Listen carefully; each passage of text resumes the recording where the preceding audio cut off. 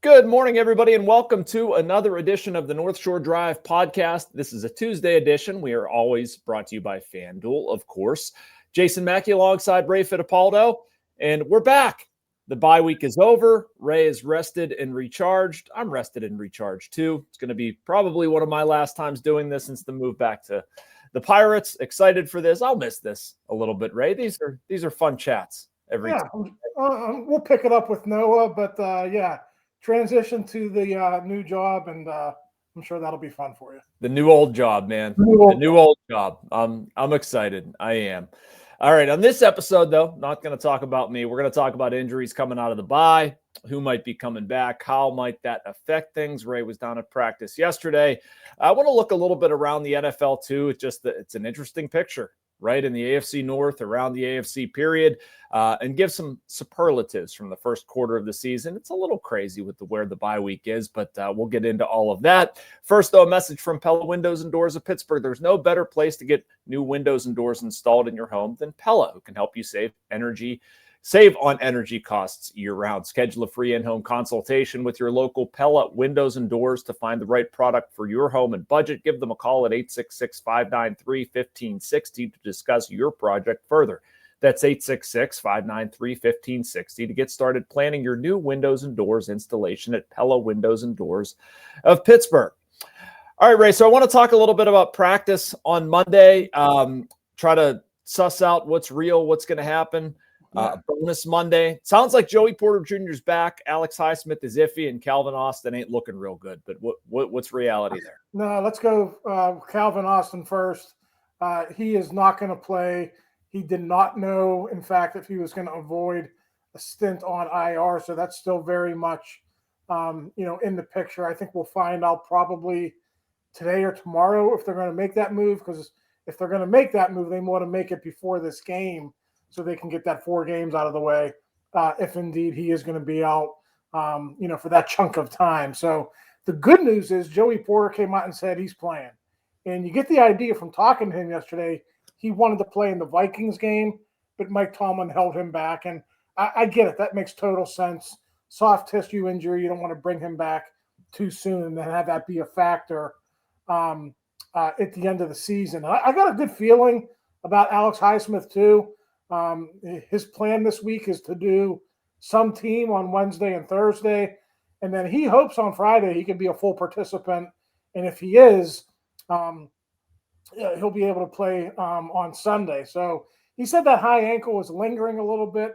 It's the first time he ever had a high ankle sprain. So sometimes when you go through those injuries for the first time, it's just sort of learning about your body and what your body can handle. But I got a good feeling about Highsmith as well. Steelers open as a 4.5-point favorite over the Browns Sunday at Acrisure Stadium. That's their biggest point spread of the season, according to our friends at FanDuel. You can check them out at fanduel.sportsbook.com. All right, so let's get into some of the minutia there, Ray.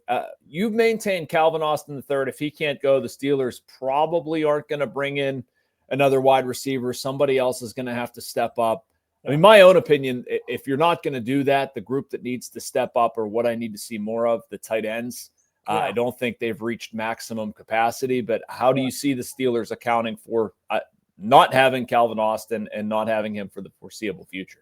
Yeah, listen, if you want to go one for one and just talk about the receiver, Scotty Miller's going to step in and play where Calvin Austin was. But if Arthur Smith wants to get creative, then I think Jonnu Smith and Pat Freiermuth are teed up this week to get more snaps. And I think both of those guys, Jason, you look at how much money they're paying them. I think Pat, $12 million a year, Jonnu Smith, $8 million a year, and they're really being underutilized. Now, you can't argue with it because they're 3-1. They're finding ways to win football games. But to me, this is the perfect opportunity to work those guys back into the offense, work them into the offense for the first time really this season. So they got some versatility there. Pat Freiermuth and Jonnu Smith can both flex out and be receivers, so that's not an issue. And, of course, I mentioned Scotty Miller can do that as well. And, listen, if they want to go jumbo again, Ben Skoronek's going to be in the game. So they've got a lot of options, and I think Arthur Smith is going to be creative in how he utilizes those guys this week against the Browns. I don't think it's nitpicking, Ray. I mean, that's just reality. Like, if you're going to look up and down the offense, like, where can I go to get more production? I mean, you said it. With what they're paying guys, Jonnu Smith, it's hard to imagine this is a guy they, cut 88 passes last year. Like, they're not utilizing him like a guy who caught 88 passes last year. I don't understand why. Full transparency. Like, get the guy the ball. Yeah, and listen, like the Pat Freiermuth thing is a little bit more worrisome for me because you saw him excel as a rookie with Ben Roethlisberger, but you've seen the production kind of go down year by year, and it's been different quarterbacks, it's been different coordinators now, and you just, if I'm in Pat Freiermuth's shoes right now, I'm thinking, like, what is my role here? What is my future here? I just signed this contract, but it doesn't matter who the quarterback is. It doesn't really matter who's calling the plays or who's designing the game plans. It seems like he's kind of like on the back burner almost. So that I'm sure that's a weird position for him to be in. But listen, Jason, we all know depth is important in the NFL, and maybe this is the opportunity he needs to finally get going this season. So Alex Highsmith, Ray, let's assume he plays. I think we've talked about this a little bit before. I mean, obviously you can't get rid of Nick Herbig. You can't bench him or something like that. I mean, are we going to legitimately see a lot of 3 outside linebacker sets? And how does that work? How does that look? So they have a package in. They actually were going to use it week 2 before Highsmith went down early in that football game. So it's been in their back pocket for a number of years. Even before, Herbig arrived, they would use it to, T.J. Watt, Bud Dupree, and Alex Highsmith. I think Alex's rookie year, I think he dropped into coverage and actually had an interception because they were trying to find ways to get him onto the football field. So now you put Herbig in there for Highsmith, and you get creative. We just talked about Arthur Smith having to get creative. This is going to be Mike Tomlin and Teryl Austin. I think you'll see Highsmith, because he's bigger, probably play over guards and centers, blitz on occasion, maybe drop back into coverage. To me, I wouldn't mess with T.J. Watt and Nick Herbig on the edges. We see what those two guys have done the last 2 weeks. They're going to be disruptive if you keep them in those roles. Yeah, you want to switch it up a little bit. Those guys will probably drop and play in the middle a little bit just to keep defenses, keep offenses on guard there. But to me, just put Alex Highsmith in the middle, have him sort of be a rover, blitz when he wants to, drop into coverage when he wants to. And I'm not saying it's going to be a staple of their defensive package, but it is a way to get their best players onto the football field. And listen, Jason, you might need that now. Jalen Ramsay is going to be out. You can get creative with some bigger packages and still cover up the people on the outside. So it's going to be interesting to see how Austin and Tomlin approach this week in that regard.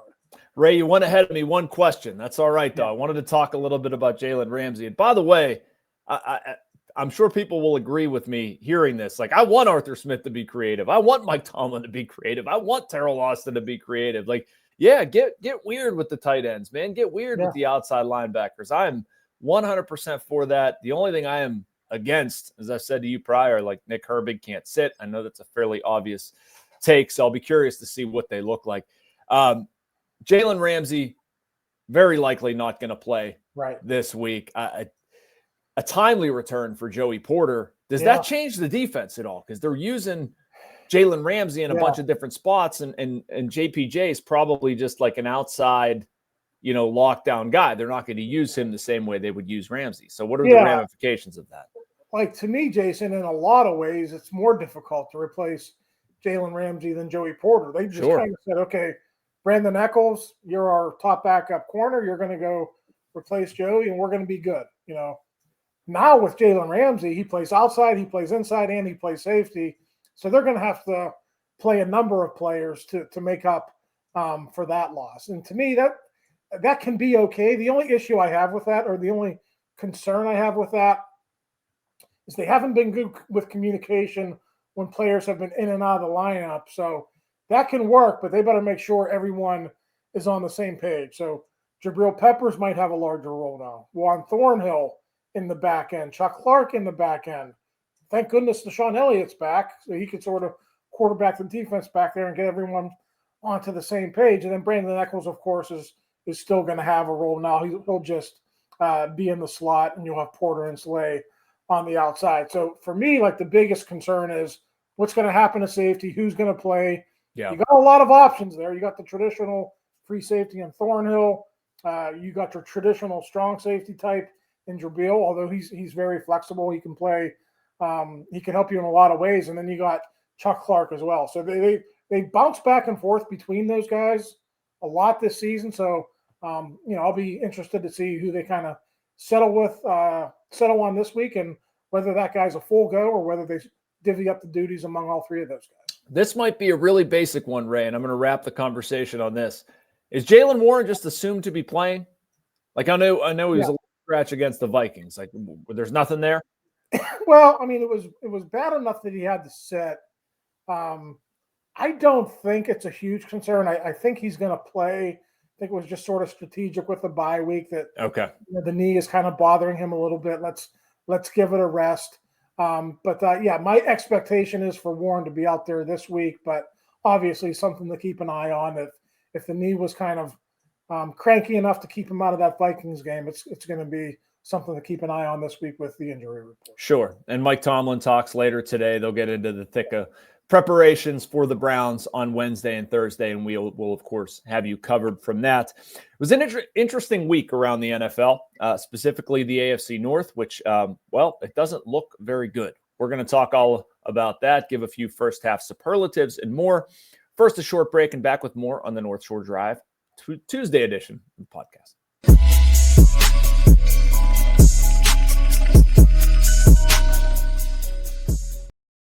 All right, welcome back to the North Shore Drive podcast. We'll get into some NFL thoughts and first quarter superlatives shortly. First, though, a message from our friends at Goldberg, Persky, and White. If you were diagnosed with mesothelioma or lung cancer, call your local attorneys at Goldberg, Persky, and White. For over 40 years, their firm has represented thousands of lung cancer and mesothelioma victims. Call 1-800-COMPLEX or visit GPW Law for a free consultation.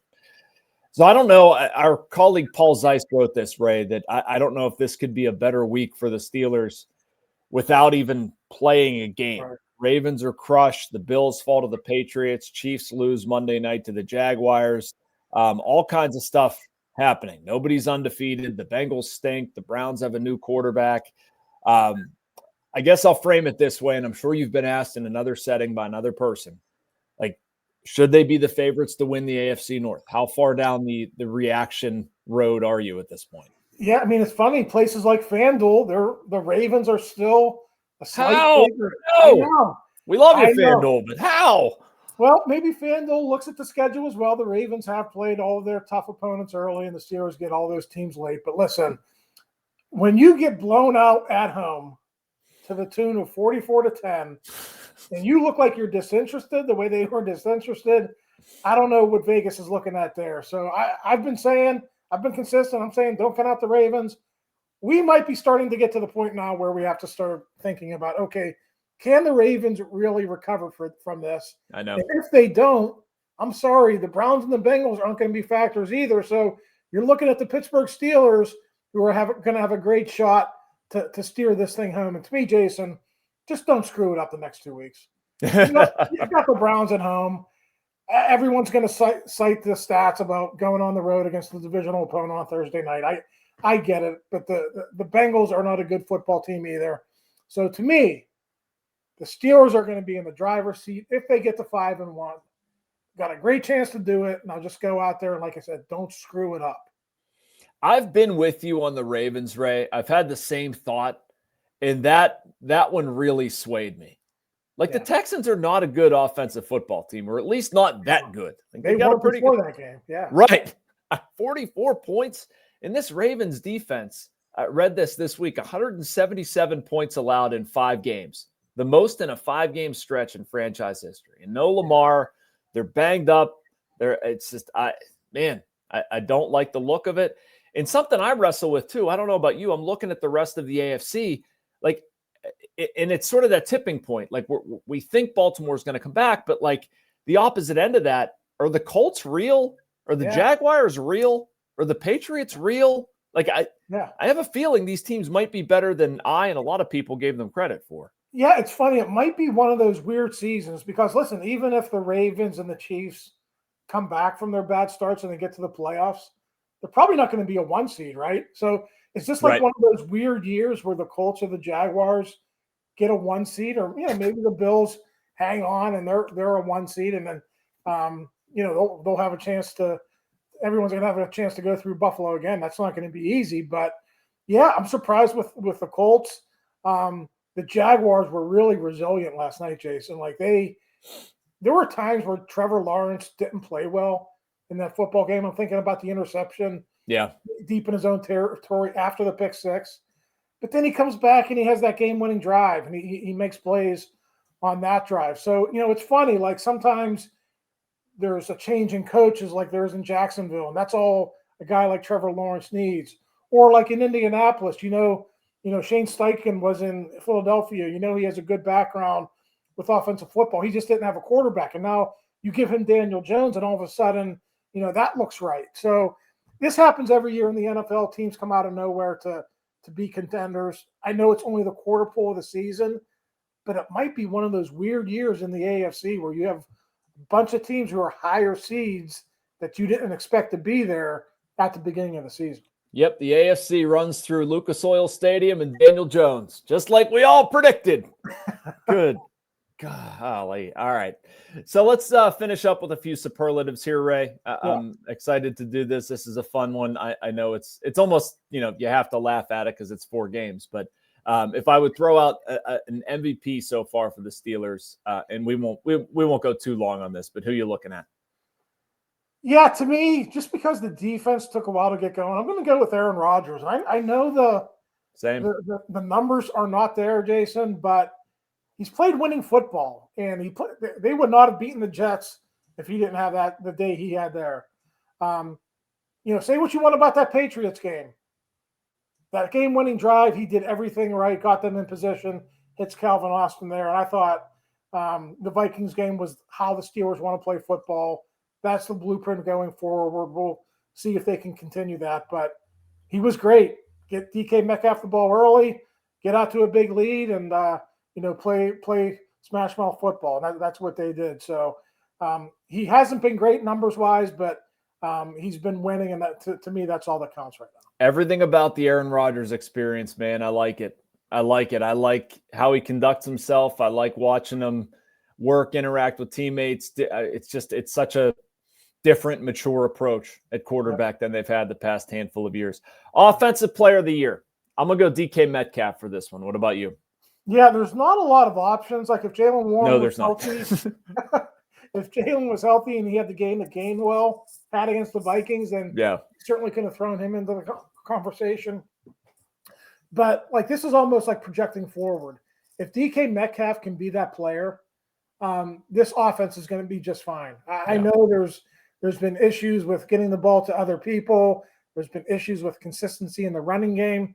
But to me, that's the guy who's going to make this offense click. So what did he have? 122 of his 126 in the first half against the Vikings. If they can just get a little bit more out of him on a consistent basis, this offense could go from like scoring, right now I think they're like mid-20s, 23, 24 points per game. They got a chance to get up to 26, 27 if that version of DK Metcalf is present from here on out. All right, we need to stop agreeing, and I think this will lead us to that. Let's talk about Defensive Player of the Year, Ray. I think I know where you stand on this, which is a totally legitimate pick. I don't have one issue with it. I'm going to throw out Nick Herbig, though. I think his production, he's been noticeable. He's taken advantage of an opportunity. He's stopped the run. He's gotten the quarterback on the ground, all that stuff. Where do you fall? Yeah, that's a great pick. Listen, you can go TJ Watt, too. I mean, TJ has commanded double and triple teams. That's opened it up for other guys. But for me, Father Time has not caught up with Cam Hayward just yet. And I'm going to go down the same road I did with Aaron Rodgers, just winning football plays, right? Like he gets the tip at the end of the first half, at the end of in New England for that crucial turnover there. He gets the strip of Ramondre Stevenson on the first drive of the second half where they stop them short of the goal line. So just timely plays. His pass rush has been good. I know he didn't have a good opening game against the Jets, but you could make an argument he's been their best defensive player in the past 3 games. And everyone's waiting for Father Time, but Father Time hasn't shown up yet. Very nice. If we talk Rookie of the Year, is it anyone other than Derek Harmon? I feel like that's a pretty easy one. Yeah, I mean, listen, Derek's been really good. It's a shame he was injured in that final preseason game. He's just very disruptive. I think he makes everyone better on that defensive line. You know, when he wasn't in there, it's almost like guys were just taking out space and eating blocks. This guy is in the backfield. He's making plays. Listen, he's strong in the running game too. He could use his hands. He could occupy blockers when you ask him to do that. But to me, he's at his best when he's getting into the backfield. And for a guy his size, 6'5", 325, 330, whatever he is, he moves like a guy who is not that big. So that's been fun to watch him in the first couple of games, and I think he's just going to get better from here on out. So he should be the pick at the end of the year as well. Yeah, very much so. I think there's a pretty discernible difference in the play of Keanu Benton, in the play of really getting pressure on the quarterback, stopping the run this past week with the Vikings. Very impressed with Derek Harmon. I would have no issue there. Last one, Ray, we'll combine them into one, and then we'll get out of here and get on with our days. But biggest surprise, biggest disappointment for you? I'll start on this one. I'm going to say my biggest disappointment has been Pat Freiermuth and his lack of involvement in the offense. And I'm going to go biggest surprise, Brandon Echols, because how he's been able to fill in for injuries. Yeah, listen, Echols has been really good. I'm going to agree with you on Freiermuth. And it's not that I think Pat has turned into a bad player. It just seems like for whatever reason, he's just not like a part of the offense like I think we all imagined he would be. So, listen, Pat's got to take some of the blame because of that drop against the Seahawks. He's had some other plays I'm sure he wanted back here. So I think his play will pick up as the season goes on, but I'm with you there. As far as the biggest surprise go, and again, I saw this develop in training camp. I think Kenneth Gainwell is going to continue to be a big part of this offense. They didn't sign him to like a big money contract. I think he's like 2 years, $4 million. He was kind of buried in Philadelphia, even though he was the backup. Like no one knew who he was because of Saquon Barkley. But you watched him play last week against the Vikings. Really good runner. He can run inside. He can run outside, and he's great on third downs. Whether he wants to, you ask him to pass protect, or you get him out into patterns, he's going to make plays for you. So I would not be surprised at all if Kenneth Gainwell is one of those guys. I still think Jaylen Warren is RB1, but I think you're going to see him like over 500 yards rushing, close to 500 yards receiving. He's going to have a very productive year by season's end. Kenny G has the best nickname on the Steelers too. Yes, I love it. That's a heck. Well done, Ray. All right, that does it for us this week. Make sure you like and subscribe. You can get all of this content and so much more from our Post-Gazette North Shore Drive podcast and YouTube channels. I think I'll talk to you next week. If I don't, maybe it's Noah Hiles, maybe it's somebody else. It's all fluid when you have job changes. But for Ray Fittipaldo, I'm Jason Mackey. You'll talk to somebody next week.